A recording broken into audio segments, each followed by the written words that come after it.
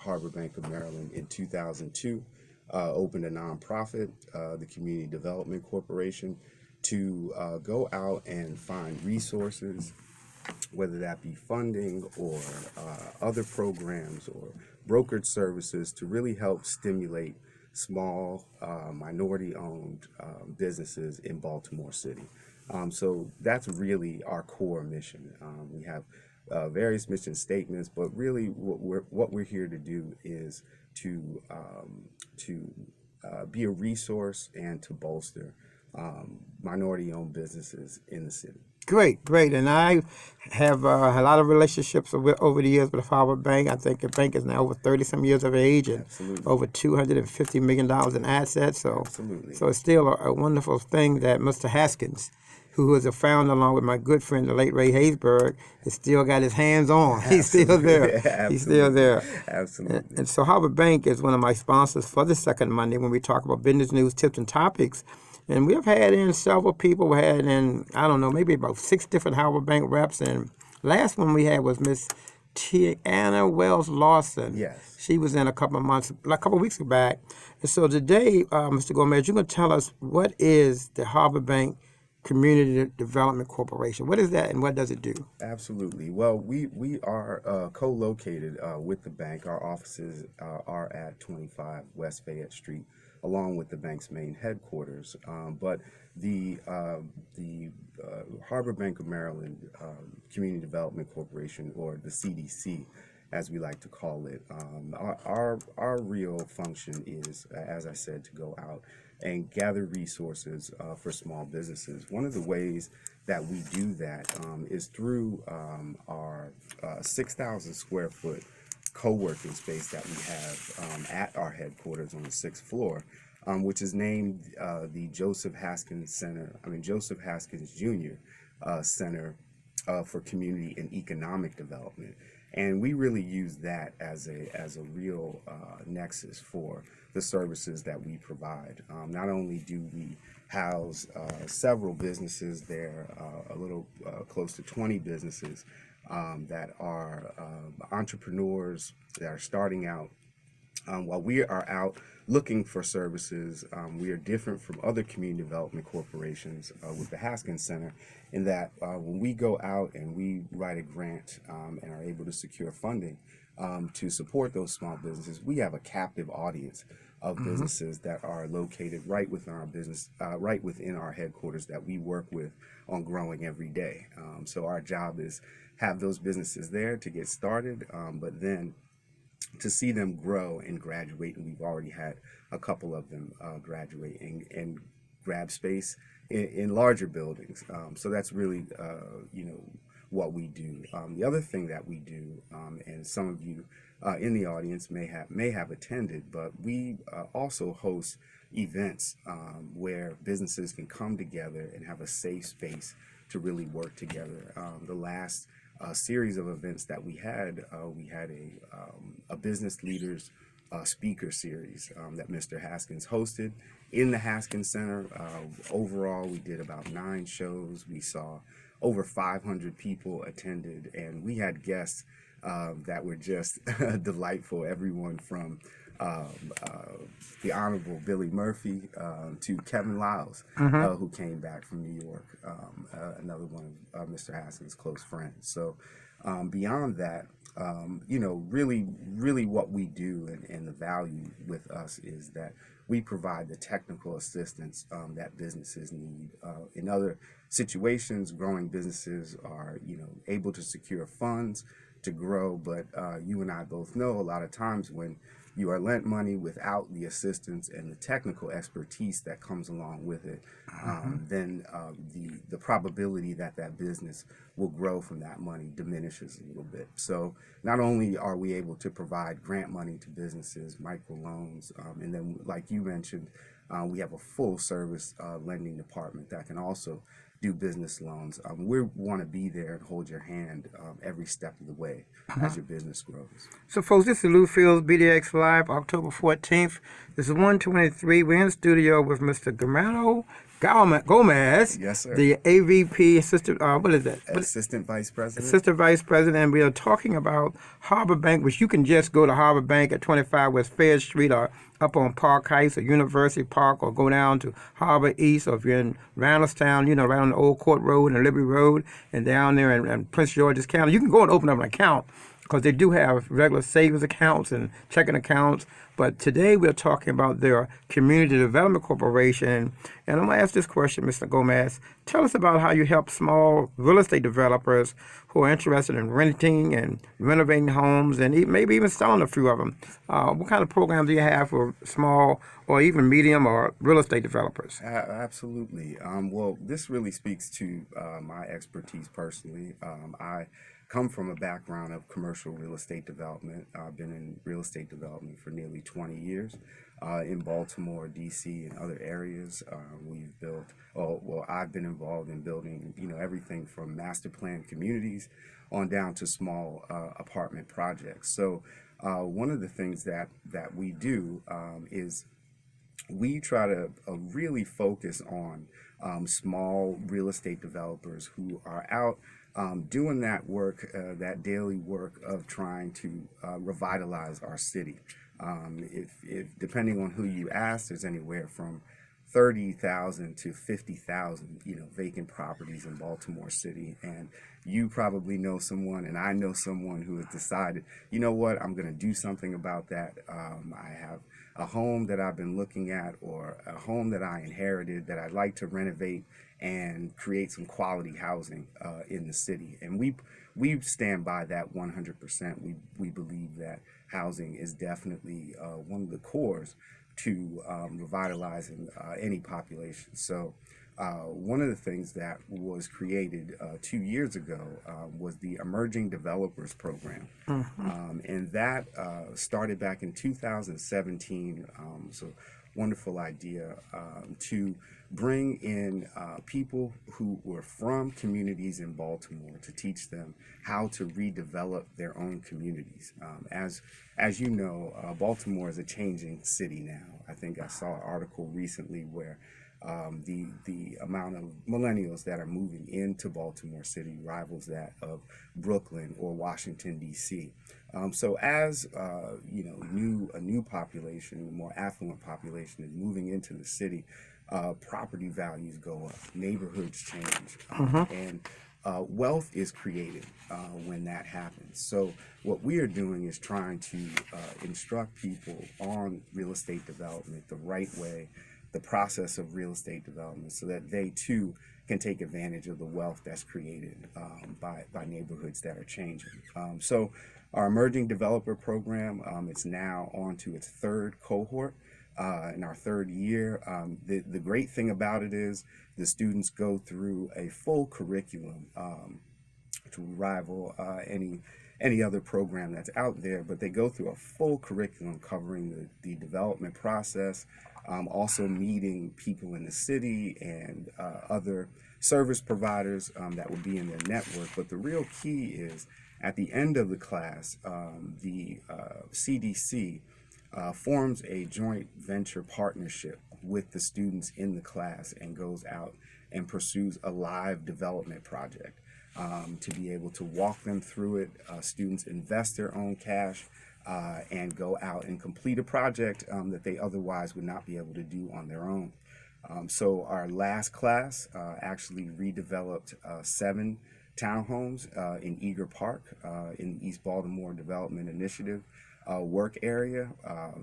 Needless to say, they received a 100% cash on cash profit from the project. So not only are we about doing the good deed of redevelopment, but we are also feel that real estate developers should be financially successful in the projects that they do as well.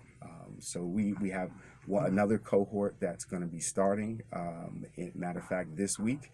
We're going to be meeting, but if anyone is interested, I'll give my information at the end of the program, and they can contact me because we'll have another class that will be opening in the spring of 2020. This is great news, folks, and we're talking about community development with Harbor Bank, Mr. Gomez. And I was reading recently that luxury apartments and luxury housing is on the increase, whereas with the millennials not being able to afford down payments, one of the big things most community groups, particularly in Baltimore, certain zip codes, they want to see their area redeveloped, Ms. Gomez, but they want to be able to rebuy and come back in their own neighborhoods. Absolutely. So one of the big issues is affordable housing. Absolutely. That's new housing with all the bells and the whistles. We got a little grass, we got a little white fence, we got wall-to-wall carpet, we got central air, we got a washer and dryer. Absolutely. Just what you want in your home. But again, what's the thrust with Harbor Bank as relates to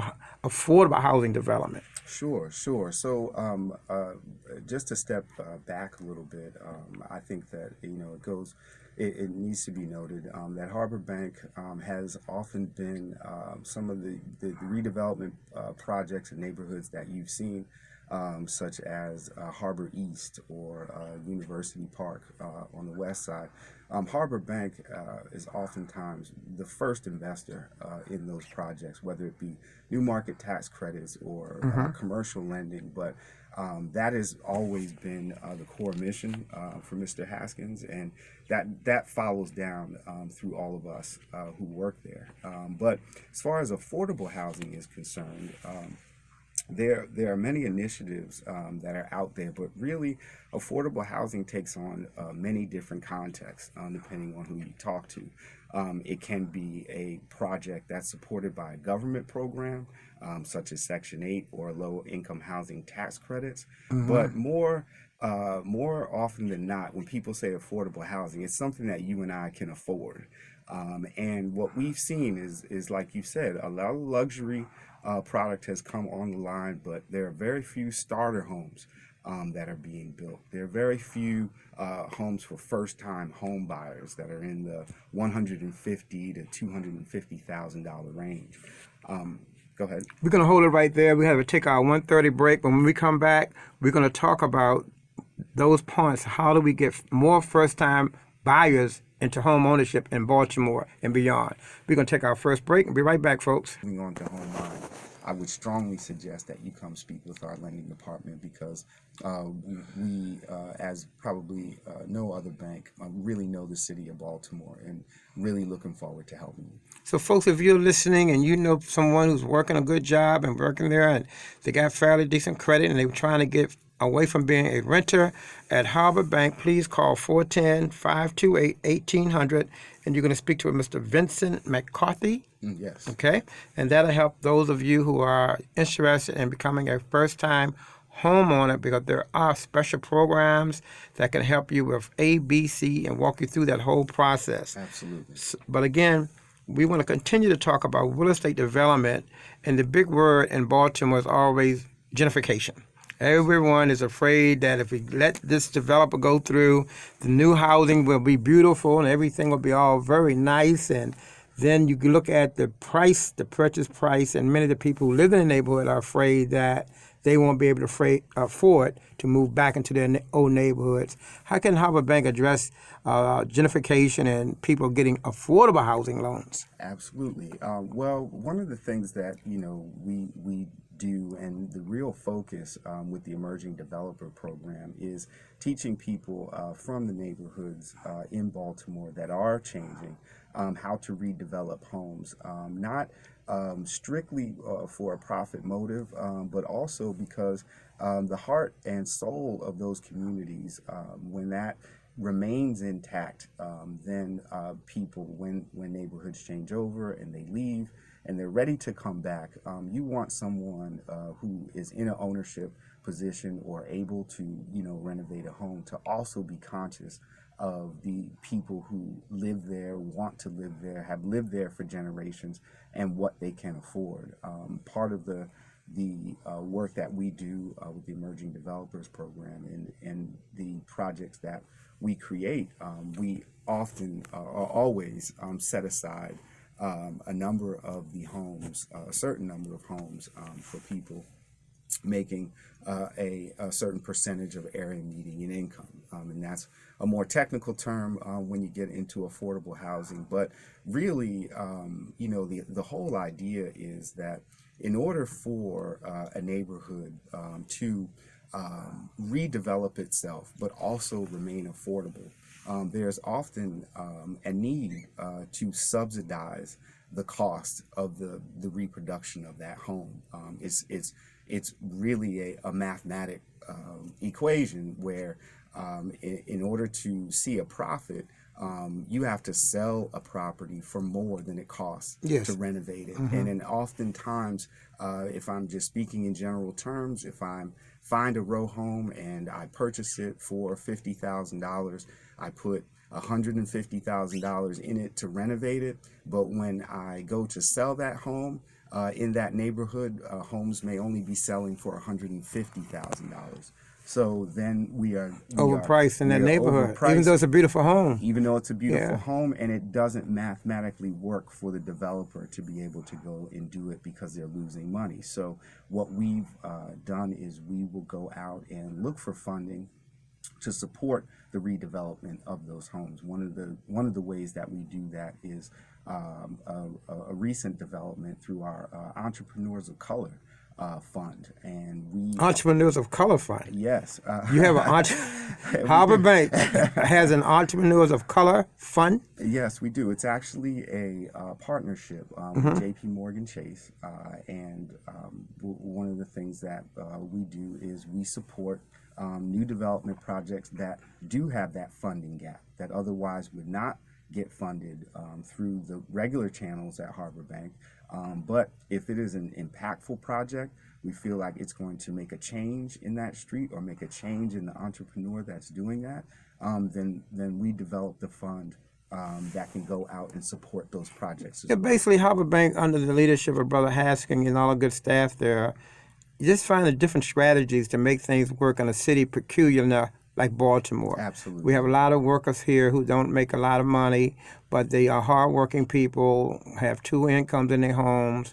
Some of them are paying over four figures for renting right now, many of them, and they do need to know about these kind of programs, but specifically when a program does not just look at a person's credit report, but they look at the whole person. Baltimore is a city with less than 50% home ownership, and there is still many of us who believe home ownership, particularly for people of color, is one of the roads to wealth creation through the equity in your home. Absolutely. So let's take line one and see what I'll call line one. This is Michael. How you doing, Mr. Michael? Pretty good. You have a question or comment for our guest?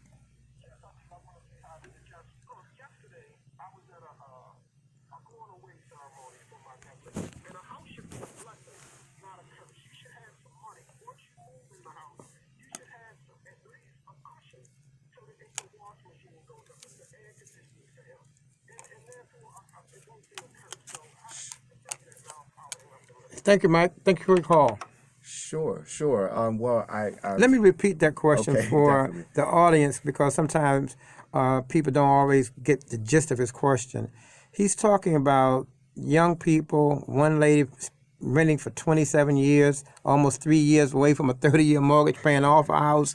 So the question is, Mr. Gomez, how do we take some of those millennials you talked about, all these renters, and get them converted into homeowners?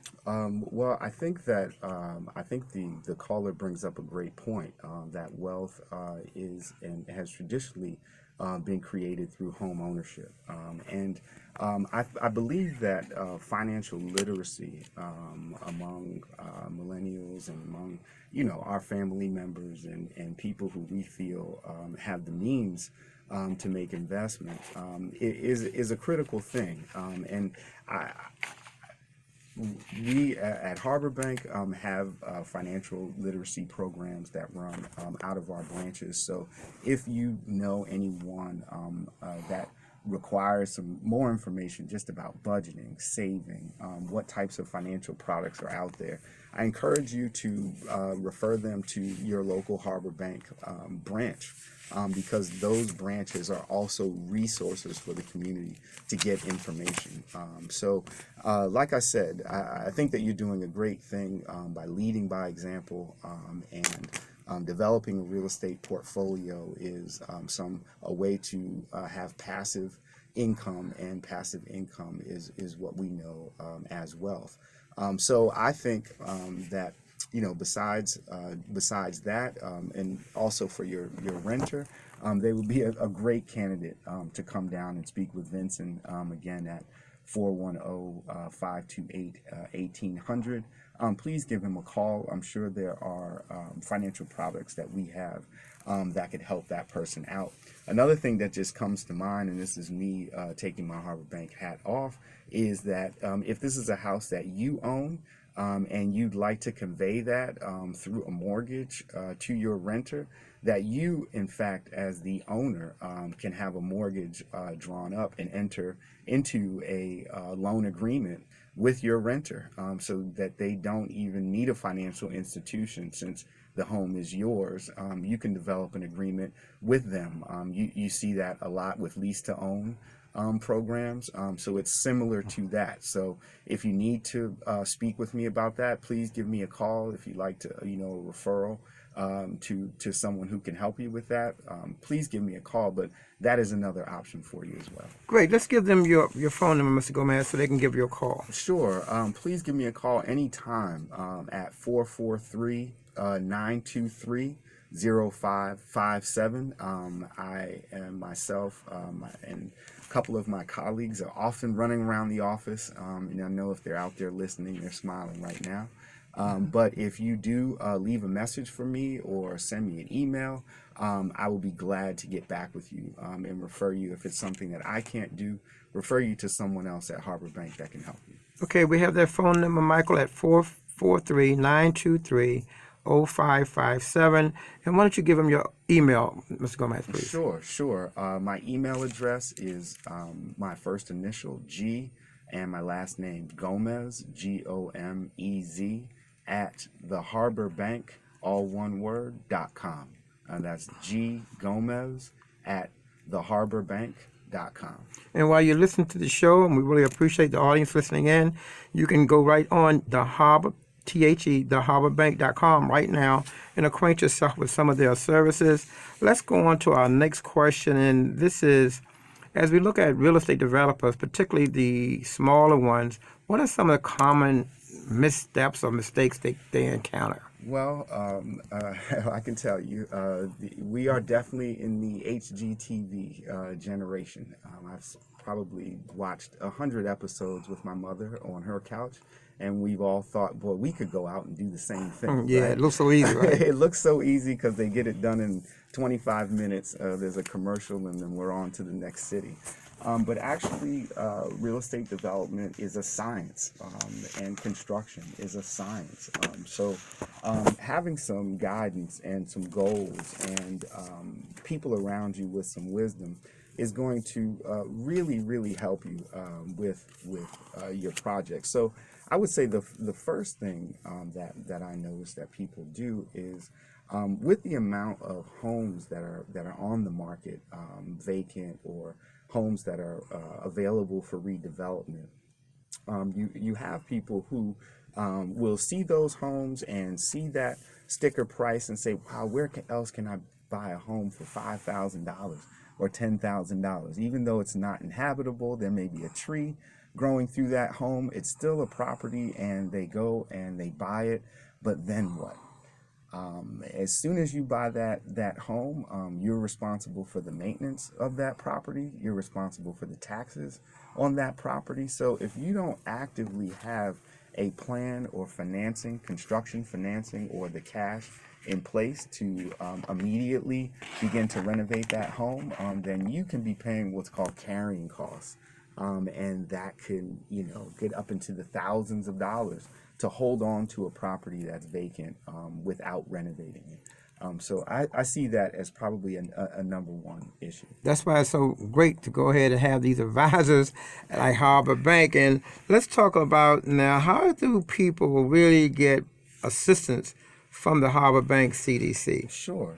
So one of the things that I mentioned earlier was our function of technical assistance, or TA is what people call it. And that really means that we operate on the real estate side, a real estate technical assistance call-in line, which is basically you sending me an email saying that you've got a issue, or you want to talk about an issue, or you've got a project that you're trying to get done and you just can't get there, you have any question about a real estate development project, and I mean any question, you can reach out to me and we will schedule either a face-to-face meeting at the Haskins Center, or we can schedule a 1-hour call, and that's entirely free.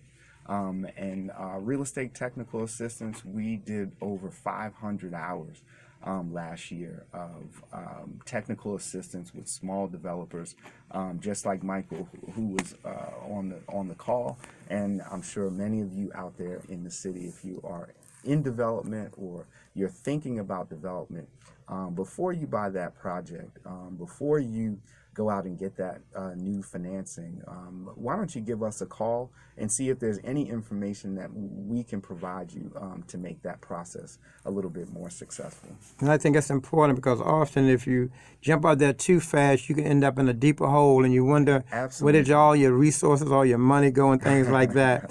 Absolutely. I got a couple more quick questions. We'll be wrapping up. Okay. Let me ask you about this. I went recently to the Druid Heights Community Development Organization's monthly meeting. Okay. And they were talking some of their plans and some of the funding they have gotten in place.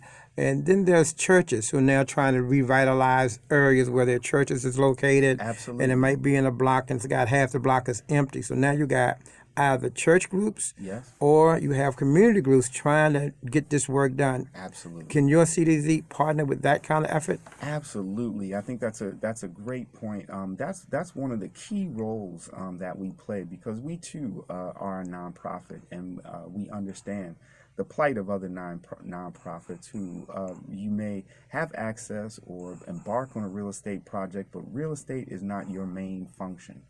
That is where we provide real estate advisory services. There are groups that are in the process now. This is something that we are beginning to roll out, but groups are in the process now of contracting with us for owners' representative services, for us to go through and create their development budgets, their pro formas, all of the financial things that you need to try to understand or development project. Also to help people complete proper due diligence on projects.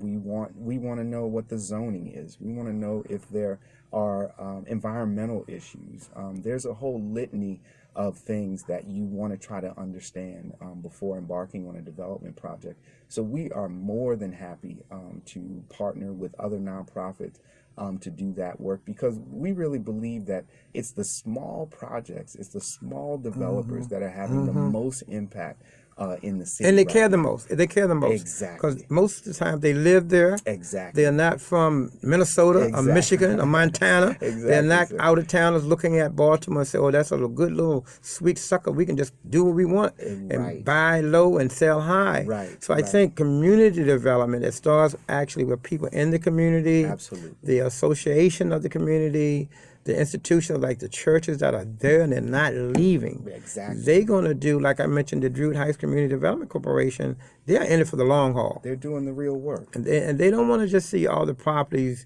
redeveloped for renters or redeveloped for flipping at high rates.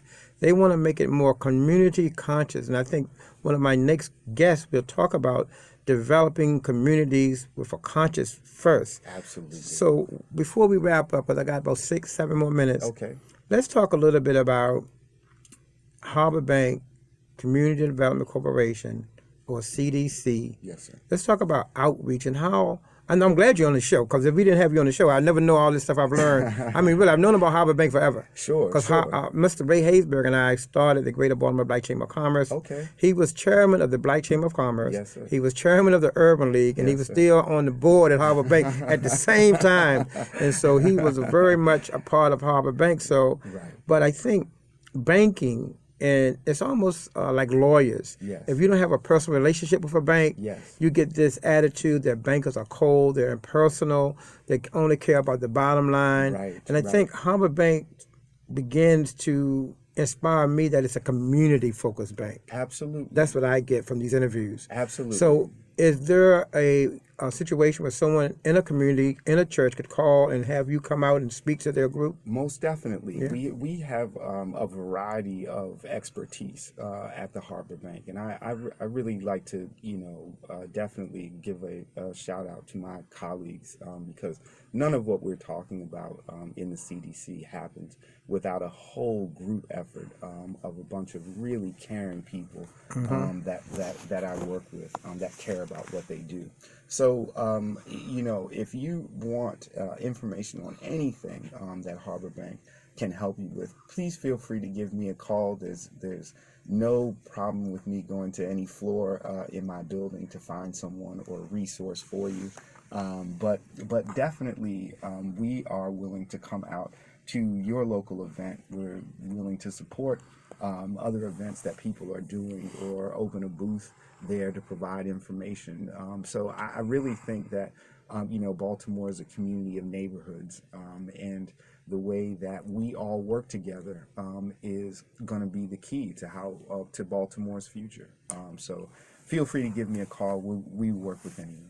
And particularly now, because just as recent as last 48 hours in the news cycle, there have been communities calling to City Hall, even at the town hall meeting at Coppin put on by Fox 45 News. People were asking about, I live in the block and my house is fine, but next door, both sides is a vacant property. Yes. And people, they just feel hopeless and helpless because Absolutely. they don't know the process. They don't know how to call and deal with housing and figure out who owns this place next door. If I would buy it if I could. They say things like that. Yes, definitely. So those are the people that we really want to talk to. We want to talk to people, not only with resources and credit scores, but people who care. And when we are, working through loans at the Harbor Bank, one of the things that we talk about when we're all sitting around in our committees is the character of the people that are there. So the credit, collateral, and character is what you'll hear at Harbor Bank, because we are a organization with a heart for Baltimore, and we also want to share the resources that we have with people who also have that same heart. We have about 2 more minutes, and I have one final question. And before you leave, you'll be able to give out your website and email and phone number once again.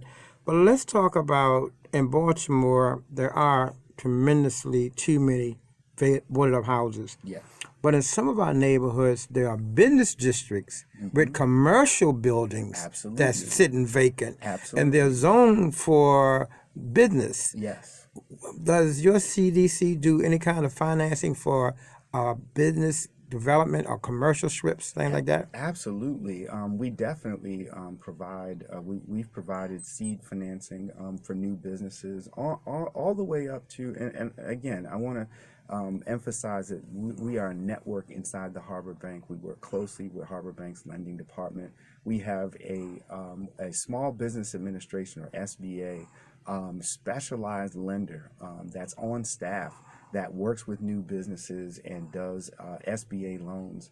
And I've seen, people get loans to expand business, by opening new marketing departments with the money that we have, or businesses that have come in and opened new restaurants with those Small Business Administration